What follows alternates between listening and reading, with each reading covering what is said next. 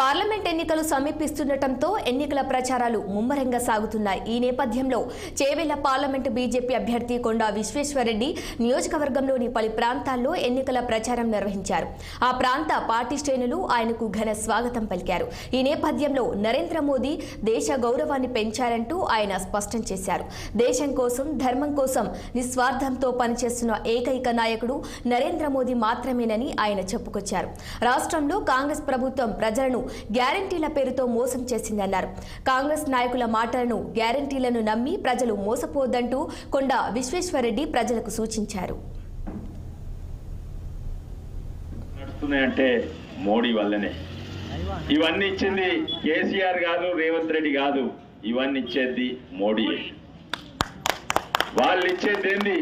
వాళ్ళు ఇచ్చేది పెన్షన్లు, డబుల్ బెడ్రూమ్లు, కరెంటు, తాగినీరు. అవి వస్తున్నాయా? చక్కగా వస్తలేవు. పెన్షన్లే చక్కగా వస్తలేవు. డబుల్ బెడ్రూమ్లా రాలేదు. తప్పక మోడీ వస్తే ఇవన్నీ వస్తాయి.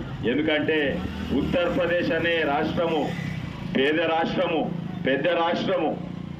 అక్కడ మోడీ, యోగి ఆదిత్యనాథ్ బీజేపీ సర్కార్ ఉంది, ఢిల్లీలో బీజేపీ సర్కార్ ఉంది. ఢిల్లీలో ఇచ్చిన అన్ని అక్కడ అందుతాయి. కానీ ఇక్కడ మనకేం పాపం చేసినాం కానీ మొట్టమొదలు కారు గవర్నమెంట్ ఉంటే ఇప్పుడు చెయ్యి గవర్నమెంట్ ఉంది. ఈరోజు